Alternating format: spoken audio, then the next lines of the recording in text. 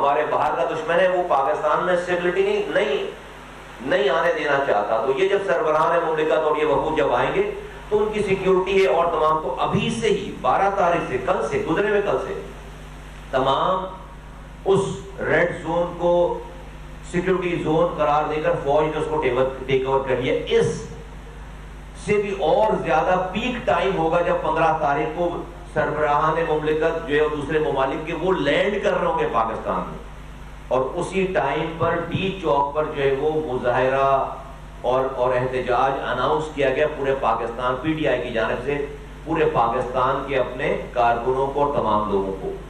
سیاست سے ہمیں کوئی اختلاف نہیں ہے، احتجاج سیاست کا حصہ ہے، جمہوریت کا حصہ ہے. آپ کے اپنے گریونسز ہیں، بالکل حصہ ہے ساری چیزیں، لیکن ہماری سیاست، ہماری گریونسز، ہماری اپنی ذات، ہماری اپنی پارٹی اس ملک کے وقار، اس ملک کی سالمیت سے زیادہ اوپر نہیں ہے.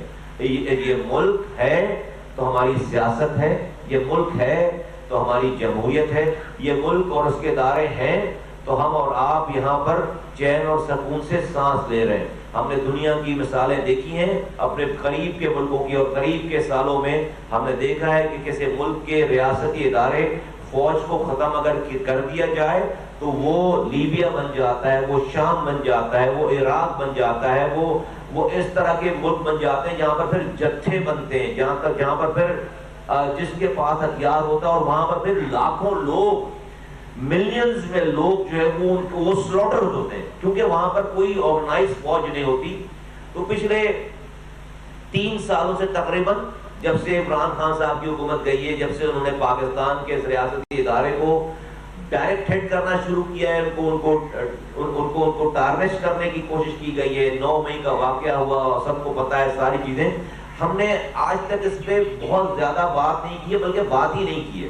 لیکن ابھی 15 تاریخ کا جو احتجاج ہے، ہم اس بات پر مجبور ہے کہ آج ہم لوگوں کے سامنے اپنی بات رکھیں کہ یہ کہیں سے بھی ملک کے مفاد میں نہیں ہے، یہ کہیں سے بھی اداروں کے، ریاست کے مفاد میں نہیں ہے.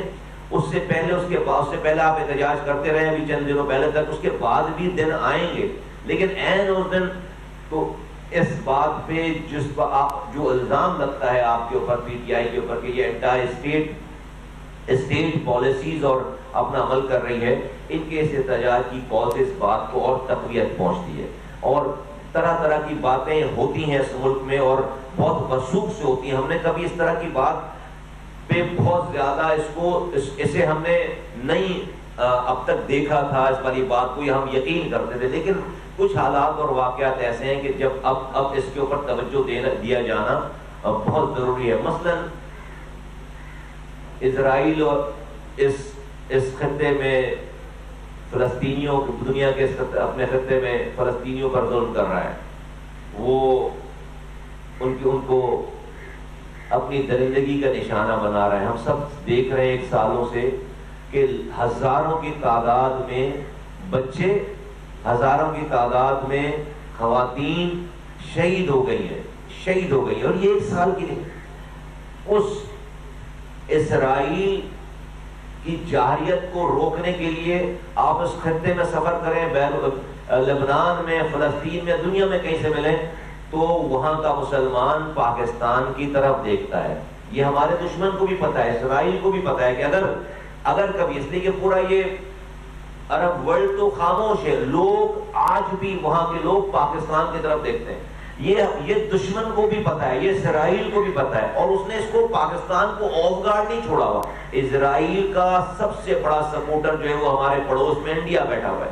اور آج جو ہمارے ملک میں اور پاکستان پہ آپ کو بظاہر نظر آتا ہوگا کہ کوئی ڈائریکٹ پاکستان پر حملہ نہیں ہو رہا، کہ کوئی فوج آ رہی ہے، کوئی جہاز آ رہے ہیں، کوئی بمباری کر رہے ہیں، لیکن پاکستان چونکہ اسرائیل کے لیے اور دنیا کی جارحیت کے، مسلمانوں کے اوپر ہونے والی جارحیت کے اوپر ایک واحد لاسٹ لائن آف ڈیفنس ہے، اس لیے پاکستان کو انٹرنلی اس کے اوپر ایک وار انلیش کر دی گئی ہے، ایک جنگ مسلط کر دی گئی، انلیش کر دی گئی. پورے ملک میں آپ دیکھیں کہ آپ جس طرح سے ایک انریسٹ ہے، جس طرح سے سارا کام ہو رہا ہے، اور جس طرح سے پی ٹی آئی نے اپنے اس تمام جمہوری حق کا نام دے کر اپنی تمام کیمپین کو پاکستان کے ریاست کو ہلانے کے لیے استعمال کرنا شروع کر دیا اور کر رہی ہے.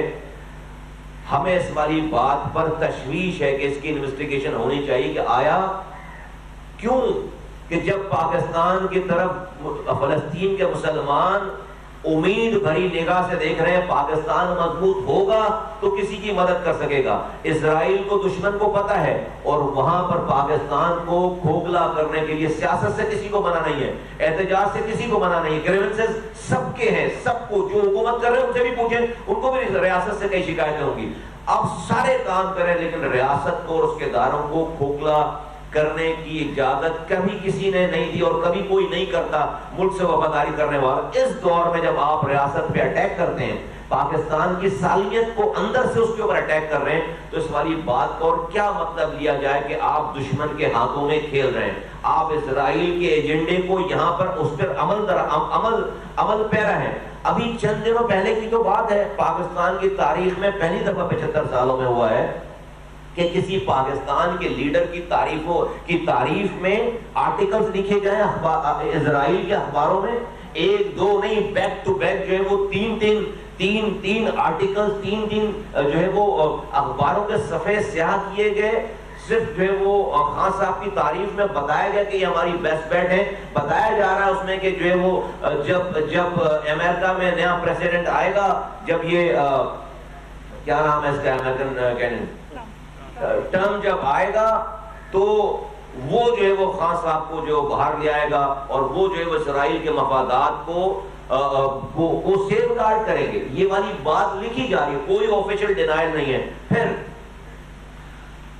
اب سے چند 2 اکتوبر کی میرے پاس یہ ٹویٹ ہے, ایک صاحب ہیں جن کا نام زیک گولڈ سمتھ ہے, ان کا یہ ٹویٹ ہے میرے پاس. میں اس کا صرف ان کے ٹائم لائن پہ جا کے آپ سب لوگ پڑھ سکتے ہیں. یہ 2 اکتوبر کی بات ہے. وہ کہہ رہے ہیں Israel is fighting for its life, for its very existence. It is up against a coalition of authoritarian violent oppressive regimes. Israel is the only light in the darkest corner of earth. For all our sake Israel must win. یہ کون ہے جو اسرائیل کو اس دنیا میں light اور ان کو روشنی کی کرن کہہ رہے ہیں اور کہہ رہے ہیں کہ اسرائیل کو مسٹ ون کرنا چاہیے. مسٹ ون کرنے کا مطلب ہے کہ وہ ایک فلسطینیوں کو, ایک مسلمان کو مار دے جبھی جیتے گا نا. وہ تمام بیروت کو, لبنان کو تباہ برباد کر دے, ایک انسان مار دے جب جیتے گا. کون صاحب ہے یہ زیک گولڈ سمتھ؟ یہ وہ صاحب ہیں جن کی کیمپین چلانے کے لیے, میئر کے الیکشن کی کیمپین چلانے کے لیے عمران خان صاحب یہاں سے گئے تھے لندن. یہ لندن کے میئر کے کینڈیڈیٹ تھے اور خان صاحب نے ان کی کیمپین کو رن کیا تھا اگینسٹ ایک مسلمان کے, اگینسٹ ایک مسلمان جو کہ آج بھی میئر ہے وہاں کا لندن کا, اس کے اگینسٹ یہ. اور یہ کون صاحب ہیں؟ یہ عمران خان صاحب کے بچوں کے ماموں ہیں. یہ عمران خان صاحب کے بچوں کے ماموں ہیں. ان کے بچے عمران خان صاحب کے پی ٹی آئی کے بانی کے بچے انہی کے گھر میں رہ رہے ہیں اور وہ کہہ رہے ہیں وہ اسرائیل کے لیے کھلم کھلا. وہ یہ ٹویٹ ہے. ابھی یہ بھی سوال آتا ہے دماغ میں کہ کیا خان صاحب جو کہ ایاک نعبد و ایاک نستعین سے شروع کرتے ہیں, کیا ان کے بچے بھی مسلمانوں اور فلسطینیوں کی حمایت میں یا اپنے ماموں کی خیالات کی ترجمانی کرتے ہیں؟ اور کہیں یہ سارا لنک, یہ یہاں جو کچھ ہو رہا ہے اس سے سارا لنک تو نہیں ہے کہ پاکستان جو کہ کبھی انشاءاللہ تعالی مسلمانوں کا واحد سہارا ہے, آج بھی ہے اور ہو سکتا ہے آج شاید نظر نہ آ رہا ہو, کل کو نظر آ سکتا ہے. جب مستحکم ہوگا تو پاکستان ہی آخری امید ہے فلسطینیوں کے لیے, کشمیریوں کے لیے. تو کیا اس کو اندر سے کھوکھلا کرنے کی کوئی سازش تو نہیں ہے؟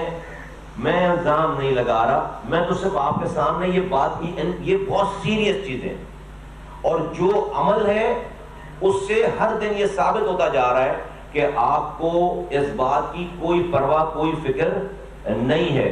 نعرہ آپ نے لگا دیا ہے کہ خان نہیں تو پاکستان نہیں، خان نہیں تو پاکستان نہیں. آپ اس نعرے پہ منو ان عمل کرتے ہوئے دکھ رہے ہیں. ہمیں اس لیے سمجھ آتی ہے بات تھوڑی سی زیادہ کہ ہم اس سارے ٹرموائل سے گزر چکے ہیں. ہماری ایک ایوولوشن ہوئی ہے. ہمارے یہاں بھی نعرہ لگایا جاتا تھا کہ بھائی قائد کے فرمان پر جان بھی قربان ہے، اور ہم نہیں، ہمارے بعد کا نعرہ لگتا تھا. پھر اس کے بعد یہ نعرہ لگتا تھا کہ بھائی ہمیں منزل نہیں رہنما چاہیے. ابے کتنے پاگل تھے بھائی، منزل نہیں رہنما چاہیے.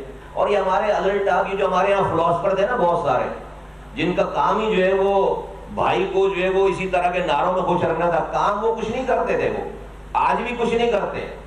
ان کا کام ہی اس طرح کے نعرے دے کر بھائی کی جو ہے نا خوش ہوئی، اور بھائی بھی خوش رہتا تھا ہمارا کہ منزل نہیں رہنما چاہیے. ابے تو پاگل ہیں لوگ، مرتے چاہ رہے، منزل ہی نہیں چاہیے سارے.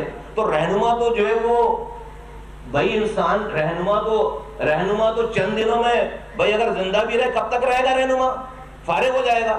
تو ایسے نعرے الٹاپ قسم کے نعرے دے کر جو ہے وہ بیوقوف بنا کر ہم بھی لگے ہوئے تھے پاگلوں کی طرح کہ منزل نہیں رہنما چاہیے. ابے منزل چاہیے بھائی، جانے دے رہے ہیں. آج دیکھو نا کوٹا سسٹم ہے، وہ کوٹا سسٹم میں بھی کوٹا نہیں مل رہا، جو ہے وہ پینے کا پانی نہیں مل رہا. وہ منزل ہے، رہنما کو چاٹنا ہے ہم نے، منزل نہیں ملے گی تو سارے. ابھی بھی جو ہے وہ وہی یہ دوسری مجھے کاپی لگتی ہے پوری ادھر بھی نا، پوری ادھر. اور ہمارے یہاں مزے کی بات ہے تو ہمیں بغاوت کرنی پڑ گئی. پھر ہمیں بغاوت کرنی پڑ گئی. آج بھی ہمارے یہاں جو ہے وہ آج بھی اس طرح کے افلاطونوں کا بھی جو ہے وہ ابھی خاتمہ ہوا نہیں ہے موجود. تو وہ تو چلتی نہیں ہے ان کی، وہ ہم نے رہنمائی فارغ کر دیا. اب ہم منزل کی بات کرتے ہیں تو پھر آپ کو یہ پھر کرنا پڑ جاتا.